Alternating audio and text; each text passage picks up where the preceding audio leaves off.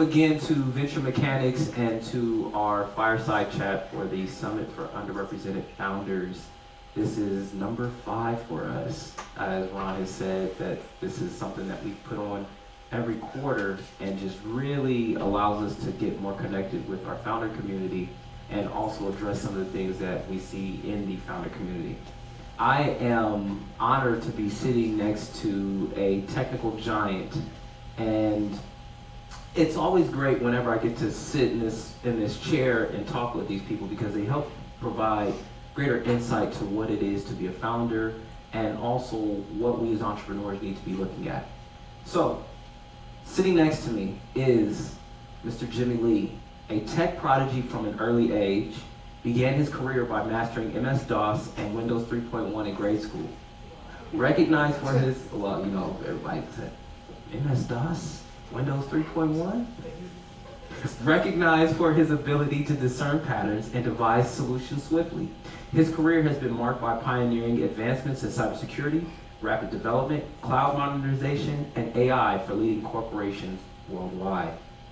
Lee possesses a deep understanding of global markets, having spearheaded groundbreaking initiatives in cybersecurity technology for industry giants such as Boeing, Microsoft, and Meta in Brazil, Mexico, and China. This experience has given him a heartfelt appreciation for international cultures and the ability to organize and lead teams in a wide variety of corporate environments. Lee embarked on his entrepreneurial journey beginning with IT in 1994, ignited by the family business and the needs of their partners. In 2020, he founded J. Lee & Associates, grounded on a leadership philosophy that prioritizes people and fosters a culture of innovation and resilience.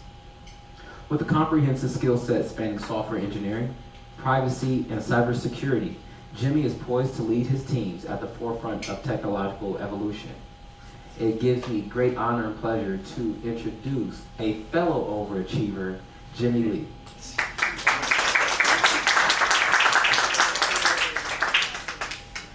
So Jimmie, we've seen each other around and about, and it's funny because you never know who you're actually in the building with, right? I knew you were a heavy hitter, but then to see all of your accomplishments put a lot of things in perspective. And it led me to understand the value of quiet, powerful, and intentional leadership.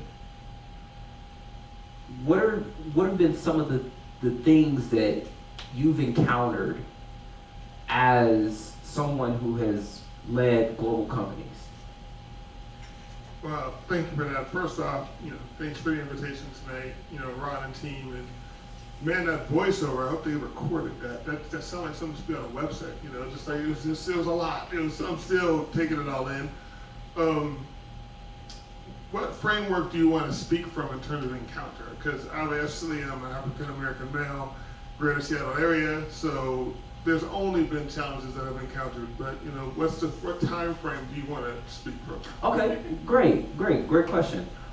Let's start off there. What are some of the challenges that you had growing up that gave you perspective today? Well, I mean, tell us a little about. How about this? Tell us a little bit about yourself. All right. So yeah, we kind of did a prep talk, and you want to kind of frame this. I know we want to spend most of our time on the startup world, but understanding the origin story is key, right? Unlike most people in this room, those that are watching on the live stream and others, is life at some point in time has gotten really real. And haven't been as streamlined or as easy or straightforward or as seamless as one would have liked. Initially, we talked about mastering, it was really kind of DOS shell. It was like command line based. Like these kids these days with the graphics and GUIs, it's like we used to have, I'm not even going to get into the cards. But as an early age, they threw me into, Montessori early age education. I went there from, pre-K to second grade. Thought that I needed a little bit more culture in the Tacoma area. For those of you that know the Tacoma in the 70s and 80s. And my mom just happened to be, deputy director of the Urban Age Small Business Incubator.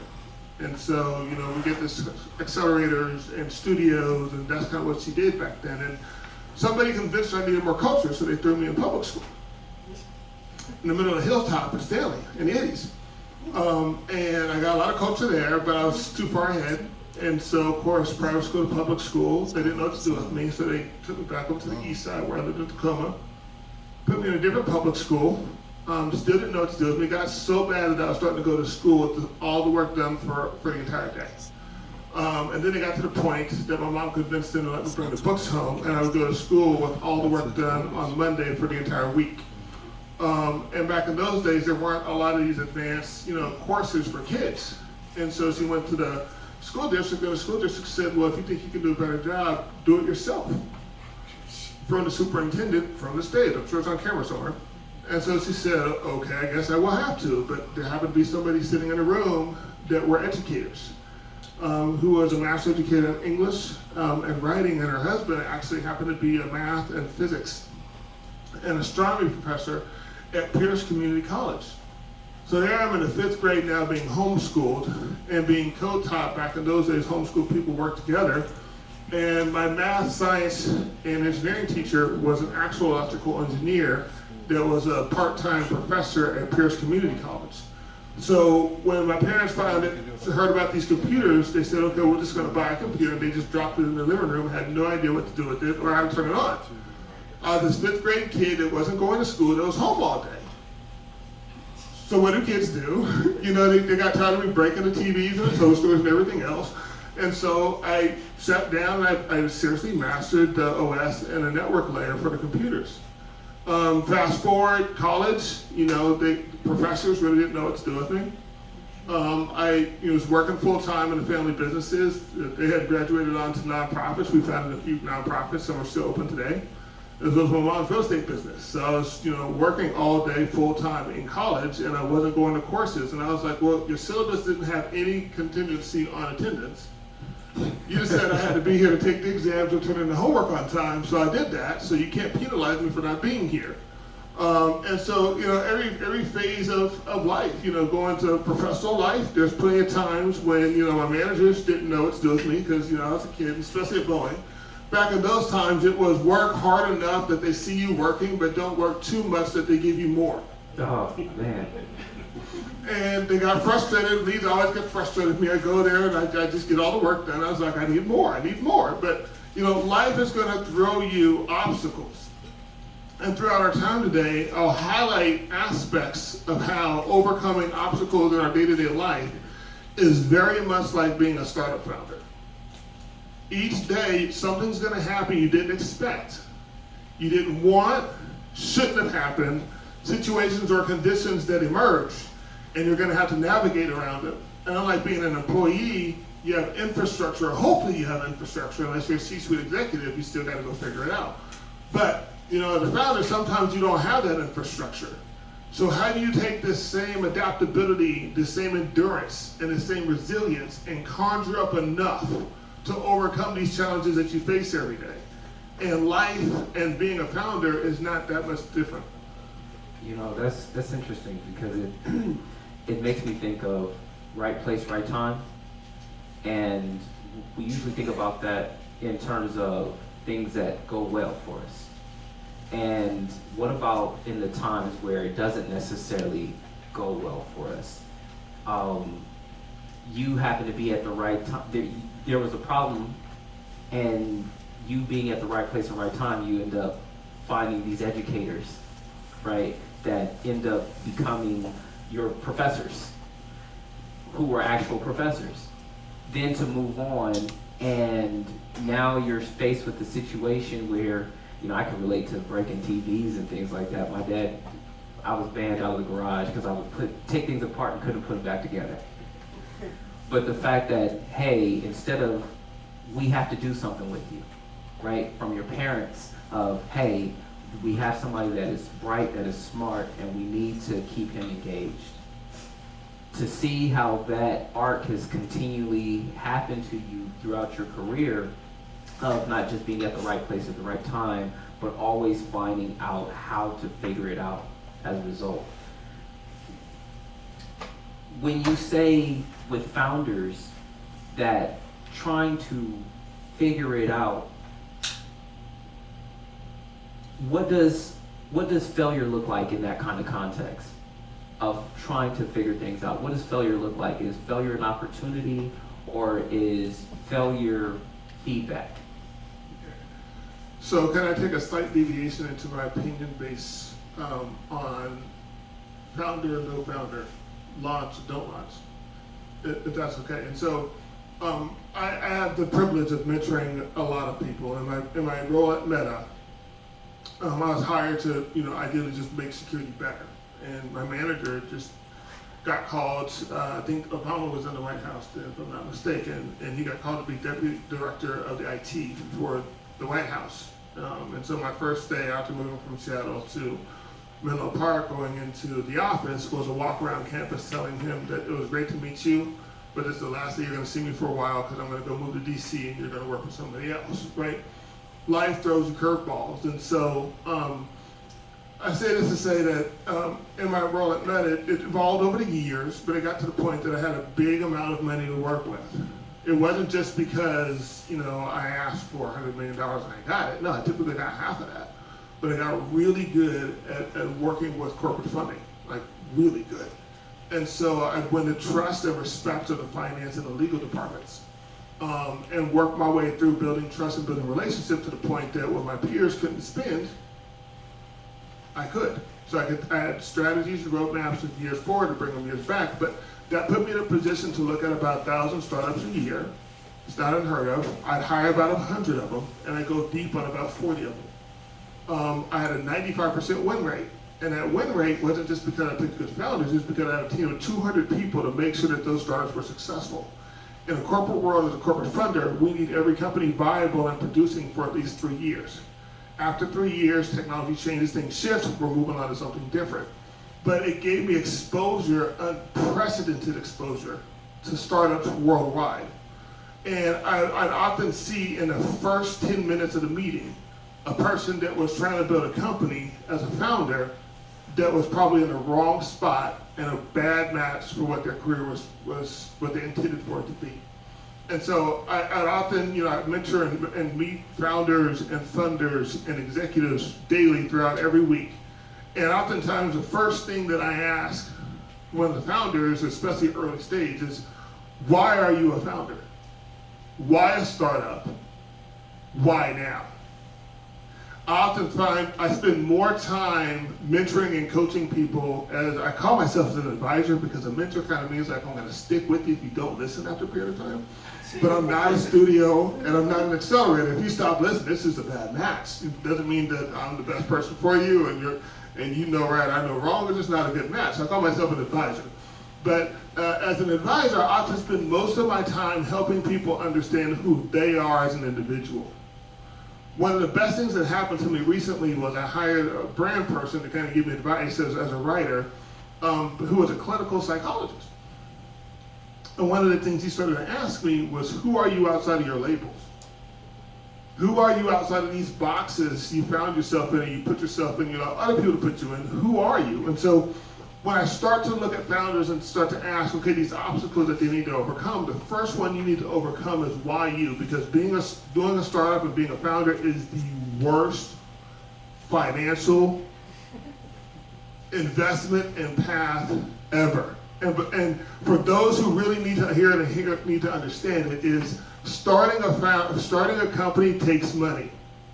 It's always better to start it with your own money and have some control or influence than just to expect that you can raise other monies outside of your own. Because what starts to happen is you have this idea, but the idea isn't valuable.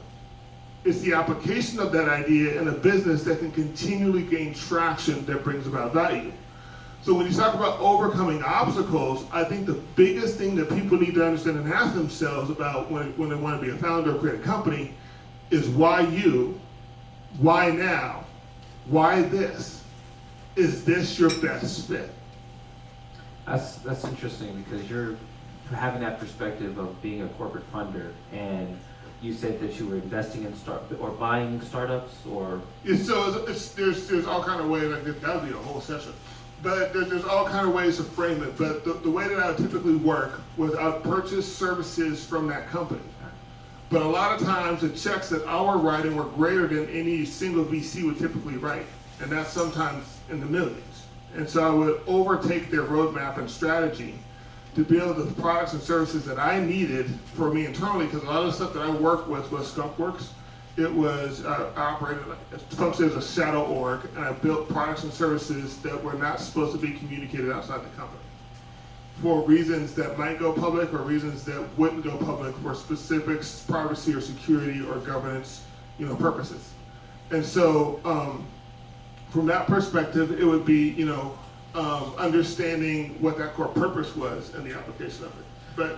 But I wouldn't, and then in some cases, I never did a proper M&A because of all the stuff that comes with M&As. And so I do weird scenarios where I would go in and buy all the intellectual property from the company, and the company would dissolve on its own. And so and then I would also have different companies do JVs with each other because they're better together, and then independent. And so I did a lot of this kind of maneuvering around, and I had an army of lawyers, right? And it didn't cost me anything. And so we always found a way of getting it done without bringing, publicity around it.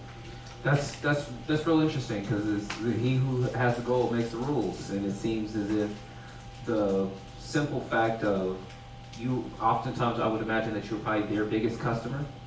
Yes. And so by being their biggest customer now, really, that gave you a level of power and influence on their direction. So what would be some of the things that what would be some of the advice that you would give to founders that are looking to maybe do business with a large enterprise, and maybe not doing business with a large enterprise would be the way to go? What would be some of the advice that you would give to founders? Yeah, so it really depends on the product and application, industry, and region of the world that they really want to operate in. I think there's a lot of different differentiation there, but the core commonality, the common denominator across the board, starts that conversation around what is your real product? Is it a product? Is it a service? What solution are you providing? And one of the best ways, let's take the enterprise scenario, one of the best ways to get into enterprises is build something they need faster than they can at a cheaper price than they can maintain it. They'll almost do it every single time. What do they need? What can you provide? How simple and cost effective can you make it? And how easy is it to integrate into their technology stack? A lot of people would come to me at Meta when I was at Meta, and they would, I call it Facebook then, but Meta, and they'd say, hey, we built it in the cloud. It was like, it's cute, it's cool, it's great. Doesn't apply to me. Why? Dude, we're our own cloud.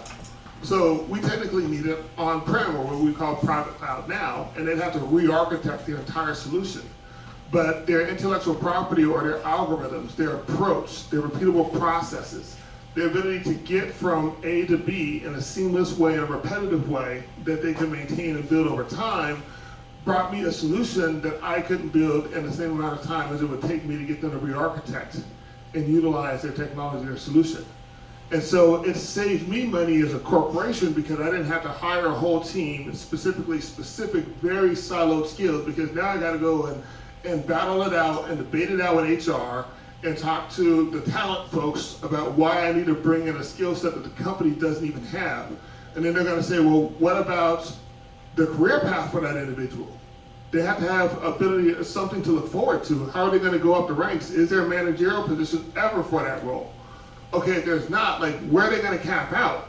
And how are we gonna offer them continual education, right? And so when you're looking at enterprises, these are the big problems that they're trying to face. So as a startup and as a founder, how can you provide a solution to them that alleviates all of that and delivers to them core intellectual property that enables them to solve their solutions very easily? Now, when you start moving down that stack from enterprises to middle market to other startups and small businesses, those problems and those situations shift and those change. So for middle market, the biggest question is, okay, so what does your customer need the most? How much of it do they need? What's your TAM? What's your addressable market? All of those questions come up, but the biggest question that you got to face is how are you going to continue to source new business? Enterprises are a little bit easier because once you get into one really big one, and you have a really good success story, executives talk. So if you can get to the right conference, the right mentor, the right advisor, the right investor, to see the right conversation in the right room, it'll go around. Like I used to go to shows, and I used to never go to the floor. And I'll just hang out in the hotel lobbies in Vegas. You know, most of the big shows in Vegas. Like, I don't like to call it old school because it's just like, you know, kind of just starts with old. And so I'm trying to start this whole thing like foundational, you know, the foundational way we used to do it, right? But those that are the foundationalists, like the old schoolers, right? They know whenever you go to RSA or any of those shows, none of the real conversations are ever happening anywhere close to the show floor. It's not even in the stands. It's in the hotel lobbies where executives are way over drinking and way under eating, and $1 million decisions are being made right then and right there. And so I'd have, you know, either my employees or other younger employees that would go with me, and I'd have them go and just disperse throughout the shows and go through all the different places, and I'd hang out where the decisions are being made.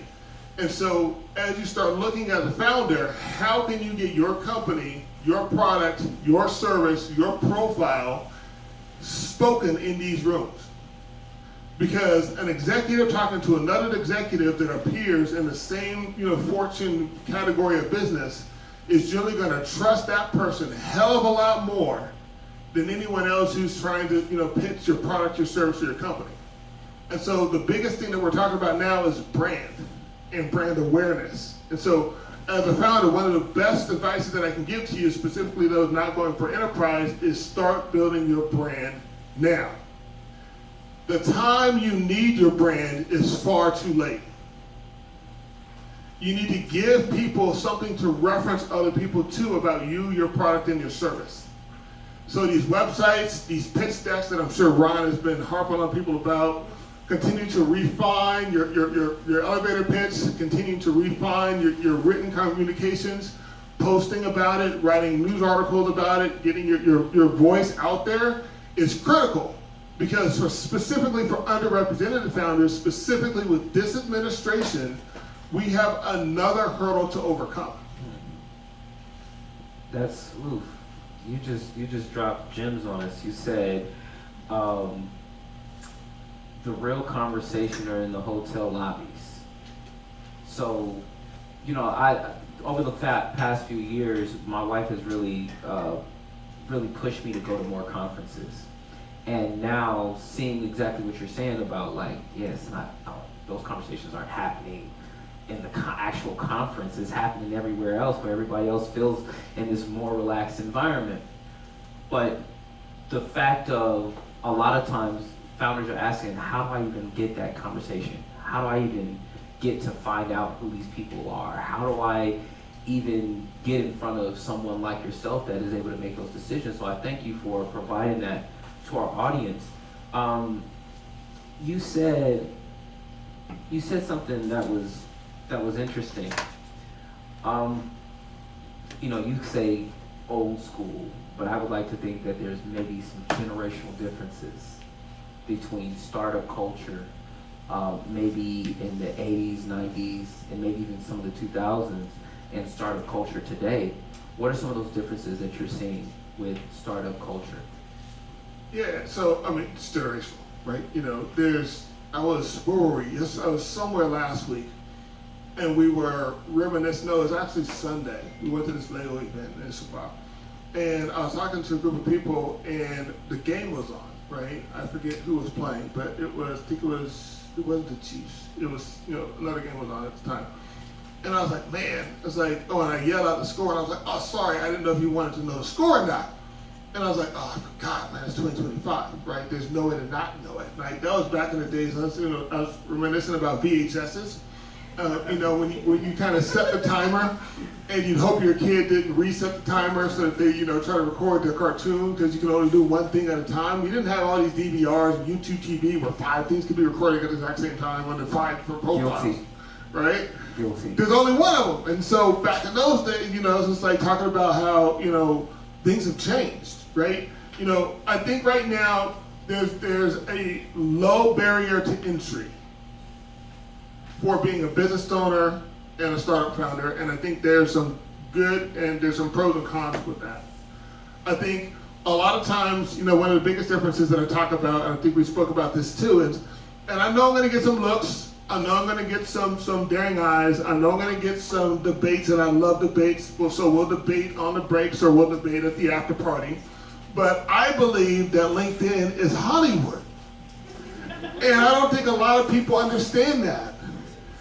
It's literally Hollywood playing with monopoly money. And people don't get it, and for whatever reason, I hate Reddit and I hate its algorithm, because if you look one thing up once, it continues to send you the same information over and over again that you never asked for.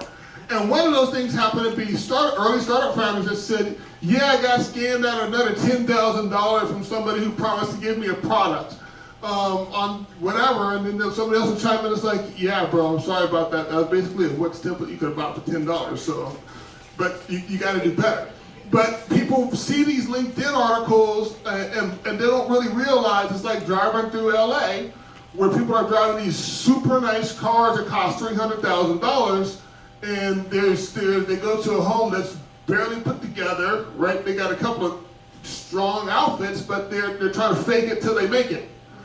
And there's this generation that's grown up with so much information and so much access to information, and now they have AI that can make it sound like it's semi-professional, and they put this out there, and they're just great marketers. Now, more power to them. It's better than carrying out trash cans and raking leaves. I get it, but it's really just about marketing, and it's this game of who got there first with certain executives and certain roles. And you're just like, oh, come on, I hope people really see this, but a lot of people don't know it's Hollywood. I think that's frustrating. And I think a lot of people in this room could probably attest to that. It's like, well, I have a superior product, I have a superior service, and I'm getting beat out by somebody who ran Facebook ads. I'm getting beat out by somebody that invested more in the production quality of their content than they actually did in their actual product and service. So how do you, as a founder, how do you strike that balance? So in Hollywood. Great statement, but I want to make a super strong clarification here, specifically for those that are on live stream and those that may not know. A superior product or service does not make a company.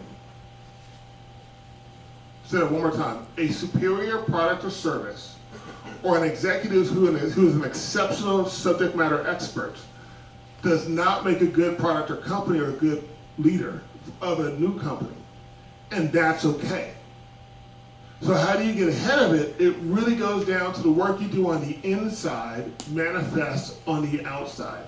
How do we combat, imposter syndrome? How do we combat these barriers or overcome? Like, for the underrepresented founders and those that do not consider themselves in the pronouns of he or him, specifically with the latest stuff's going on, right? Like, there's 3, 4, 5, 6 obstacles you have to overcome. My wife's a senior executive in a local company here in Washington State, and and chief, and in all of these groups, and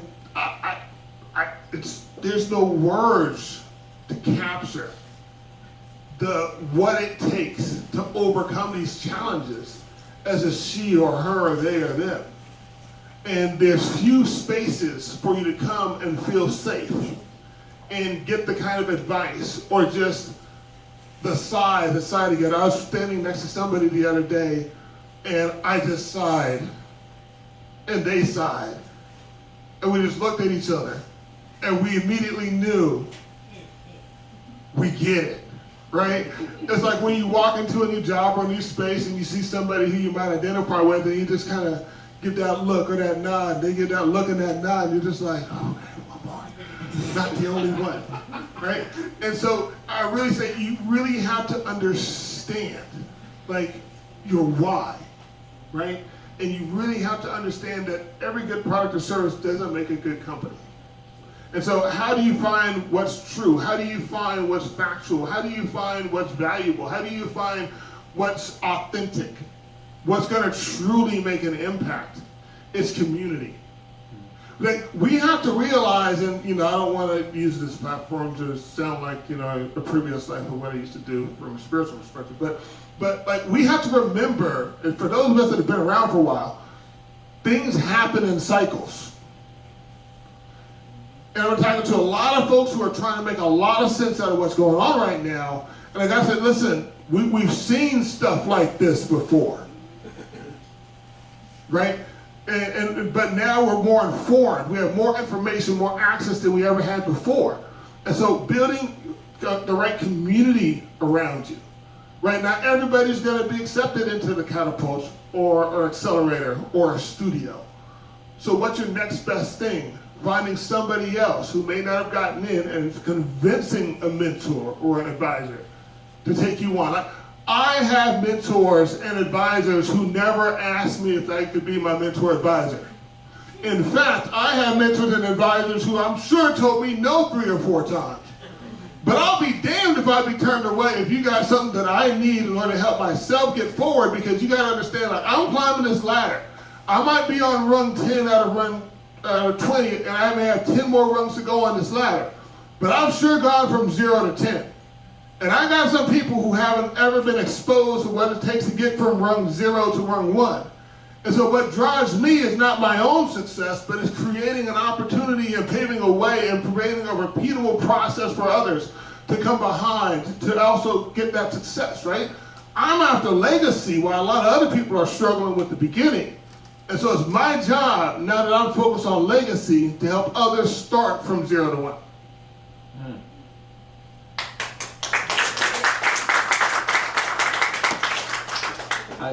It seems like you're very passionate about creating that legacy and giving back. Where does that come from? Does that come from your experiences climbing the corporate ladder? Does that come from your experiences of early childhood? Where does that come from? Well, from a lot of meditation and prayer, to be honest, right? It's really asking myself that question: why am I here? And what am I here to do? Right? And I think when you can connect that with being a founder, nothing can stop you. Right? And so my life has gone through consistently, like, I don't really have a choice. My mom was a small business owner, and that's just how I grew up, right? And back in those times, we're talking late 80s, early 90s, right? The course and the progress of, women's advancement wasn't even as far as it is now 30 years later, right? I watched and saw how women business owners, small business owners, used to have to work with each other, primarily because of the gender dynamics and the unequalized access and the unfair treatment and the far sparse programs that were made for them. So they're not going to fail. They're not going to give up. So they started working with each other and giving business to each other to lift each other up. And they started to build communities of each other. And that's how they started to create a movement and start to inspire and continue to move things forward. And so how do you overcome? I didn't have a choice. Right, my father's a Vietnam veteran, right, who got to college through Ford Foundation, and thankfully he was out of the military a few years before I was born, and kind of transitioned into civilian life. But I'm a military kid. Like, all my uncles were military, all my cousins were military. Like, that mindset of adapt and overcome was everything. Like, oh, Dad, can you help me come in and lift this 2-man rock outside? Because it's heavy. Son, adapt and overcome, right? My uncles is like, we got to move these railroad ties. Okay, great. He's picking up 2 at a time. Okay, I got 1. Nope, you need 2. Move faster. Adapt and overcome, right? Like, my mom was relentless as just because of what it took to be a founder even in those days. Like, everything's a founder now. Small business, startups, founders, right? But I didn't have a choice. It was ingrained in me that you are who you're going to be, and don't let nothing stop you. Don't let your environment condition you to force yourself to think or operate within the confinements of what somebody else said, who you should be or what you should be able to do. And a lot of us come from that same background. As I look out and be honest, I know every single one of us, if we stopped and gave 30 seconds to talk about a challenge they had to overcome, a challenge their families had to overcome, whether they be migrants or immigrants or transients from different state to different state or country to country, all of us have an origin story. But we often forget about the history and all that we've been through and all that we've overcome to just get our careers to this point. And the weight of the moment overtakes you, forces you to lose sleep, to stress, to break relationships. But the greatest ability to overcome is your remembrance of how far you've already overcome, how far your family overcame, how far your ancestors overcame, how far society has transitioned into where it is now. Your fuel is not necessarily in front of you. Your strongest, best burning fuel has already been behind you, but you just have to remember that in your moment. That's rocket fuel. That's rocket fuel. That's rocket fuel. You know, I gotta shout out my wife again. My wife was, in my journey, I realized, I accomplished a lot of things, right? But as you go through these challenges, you often forget what you have overcome. And so, particularly as founders, we face challenges on a daily basis. It seems like we're fighting for our lives on a daily, sometimes hourly, sometimes by minute basis. What would you suggest for founders to do to remind themselves of the things that they've overcome? To give themselves that rocket fuel to keep pushing, in spite of the fear, in spite of how insurmountable things seem. So the first thing is recognize patterns sooner. If you're doing the same thing and it's not working, do something different. What? Anything but that or the previous things you've already done, right?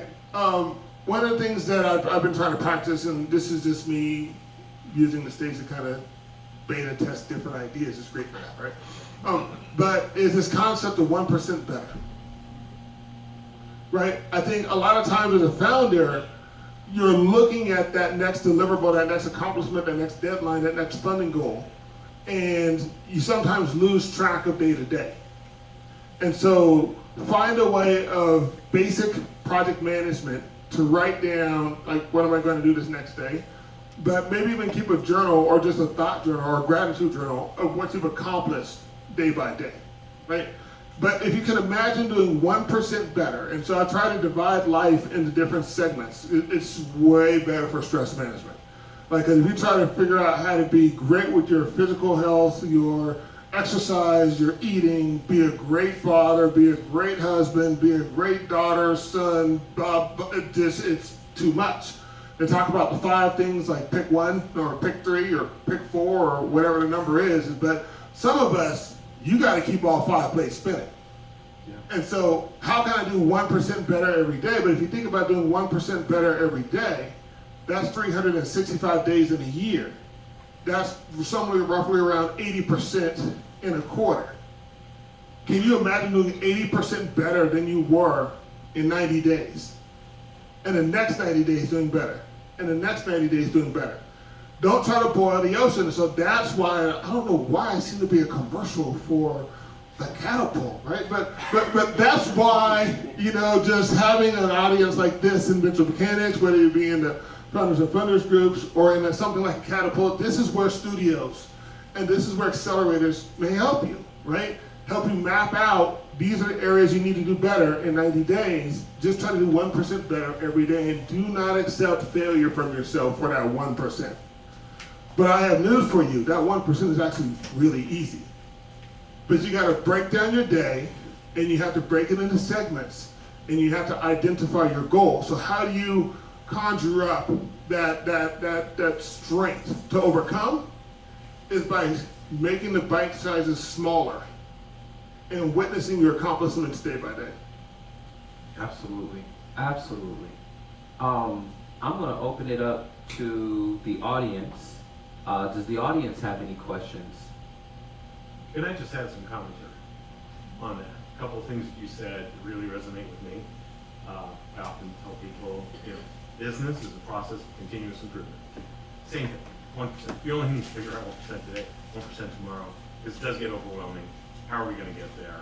So that's a beautiful analogy that you used. And I also found as a founder, I have to keep my team going sometimes when it looks insurmountable. We're going to launch this new website in 30 days. Like, oh my God, how are we going to do it? And that's when I remind them, look at how much we've already done. It's so easy to lose focus. I mean, just go back and look at the old versions of your business plan. Just how much your thinking has evolved, how much your team has evolved, right? So I think those are extremely true words. They really resonate with me as a 40-year entrepreneur.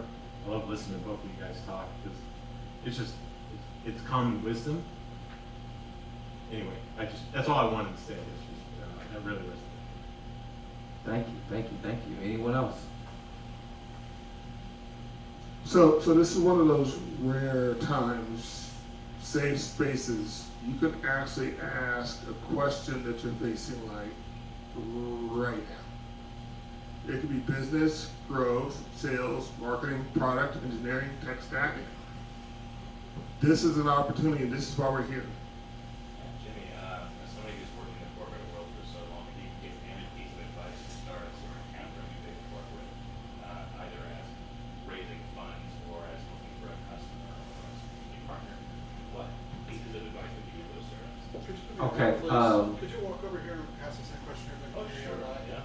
That was my bad. I'm not going to remember the exact same phrasing. It's close enough. What pieces of advice would you give to startups who are encountering a big corporate when they're raising funds, when they're looking for a customer, or when they're looking for a strategic partner? So how far along is the startup? Depends. Maybe you're probably going to come across a lot of early stage startups here in Western Washington and Washington State in general. So I'd say, let's say a pre-seed to seed company versus even a Series A company. So my definition of pre-seed is you probably have at least some repeatable traction. You've got some product validation, you've got a little bit of ICP, product market fit, you've got some of that kind of worked out. When you start to say, pre-seed going to enterprises, like, if you don't go. Because the enterprises you either have to be solving a very specific niche problem that they have, or you need to show them that there's something to actually sell. And so the biggest difference between going to an enterprise company and a small, medium business or an investor is you can have a great idea, some things you kind of worked around, a little bit of customer discovery, and okay, great, that's great for an angel, right? That might be great for a studio or great for an accelerator. But in enterprises are always, I don't want to say, inwardly focused. They already have a mission, they already have a vision, it's clear, it's set from the top, and it's pushed down. And there's very little leeway to move it in. And so if you're going to approach an enterprise, you need to be solving a problem that they have, and you've done some sort of discovery.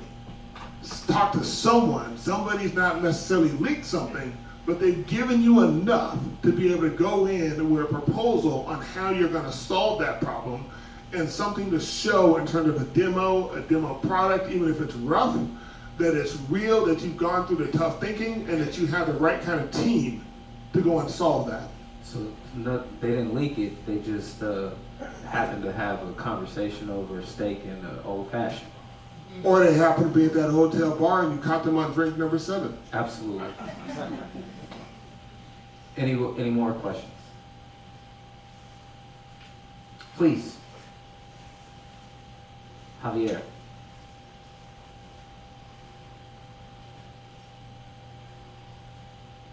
Yeah. So, any advice on finding investors or angel investors that want to invest in impact? Mission-focused companies and mission-focused startups, that kind of stuff. Yeah, great question. So as funny as I was doing my networking last year, about 40% of the funders and investors I came across were actually looking for impact funds. Now, sometimes I'm not a finance guy by trade, so I'm not going to tell you these numbers are law, facts, Google it, you might find something different, but I think that a lot of the impact focused stuff sometimes might flow with the current US administration. We were talking about US specifically. And so you have to consider that. But a lot of them are looking for that longer term, big picture thinking, legacy forward kind of deal. But practically speaking, how are you going to make some kind of headway in a near term future, right? And what is that impact? If it's agro-tech, if it's some of those other hard tech spaces, it's kind of really hard to prove you've made impact for a long duration of time. So you're not looking for an angel or a pre-seed or seed funder who's looking for evidence. You're looking for somebody who's looking for that longer impact. If you can do enough work to figure out from that impact fund who's backing them, you might find a family office, and different family offices have different focuses, and a lot of people don't know this, but a lot of it's on their websites. And so if you can kind of figure out who they're giving funds into and what investor you're talking to and where they may have gotten their investment fund from, you can map that back generally to sometimes a family office or a larger fund that has a specific thesis that they're after. And then you want to map your pitch and your approach to that funder who's after that specific thesis for your impact. And they might be a little bit more amenable on evidence up front and look more at the team, the founder. But I always tell people when they're coming to raise funds and looking for investors, like, we're really investing in the founder first. Because at the pre-seed stage, sometimes at the seed stage, there's not really enough there to kind of give us that, okay, for sure this is going to make it. So is this person and this team going to have the endurance to stick it out, to make sure that this is successful? And now the next thing is your focus, your thesis, your strategy, your vision on something that really aligns with them. And are they maxed out on the funds that they're raising for? Like, there's so much online that if you go deep enough, you can really uncover what's on their plate and why they're there. And if you've done that research before you get in front of them, you have the most likely success of getting that second or third meeting. I'd like to add, there's two kinds of impact investing. There's, you're going to have an impact on the climate. You're going to have some kind of social good, redeeming value. That's one kind of investor. There's also having impact by, we are funding Black founders, for example, right? So that latter category has changed significantly. Usually, most of the VCs we've had up on this stage, especially the emerging funds, Jonathan's in here somewhere, you know, a few $1 million fund, right? They're all gonna say in their PowerPoints to their LPs, we look for diverse founders. They're not an impact. If anything, they're saying that differentiates us because we're gonna have higher ROIs on our exits, right? So in every category, LGBT, you name it, any category, the statistics are out. This is the group that now has the most grit, no plan B, first in their family to go to college, first in their family to build a company, first in their family, raise venture capital. Everything's on the line. They're so much more motivated, and the results, financial results, speak for themselves. So they actually shirk away from being called impact funds just because they are investing in particular diversity groups. Men's funds, you know, it's generally 2 to 3x higher ROI on exits currently. So they don't want to be called impact funds. An impact fund is, we're giving money away, basically. You know, the Home Planet Fund for Patagonia, Carlos writing checks the community. The ROI they're looking for is how many gallons of clean water generate, not how many dollars did you return to us. So I think you really want to be very clear. There are clearly impact funds that are like climate tech, but I think they try to move away from that term impact these days because that implies you're not looking for a financial ROI. And if that's what you are, you're Patagonia's fund, right? You're not looking for a financial ROI. Well, we're going to take these last 2 questions and we're going to do it as a twofer. Please. Hello, hi, my name is Marina. So my question will be about the market fit. What would be the best strategy advice on market fit exploration, specifically for B2B solutions in the healthcare field, digital healthcare solutions, and any advice on how to conduct the best customer interview, like specifically how to target their pain points that they're not aware about that exist, but they're not pronouncing that. So, yeah. All right.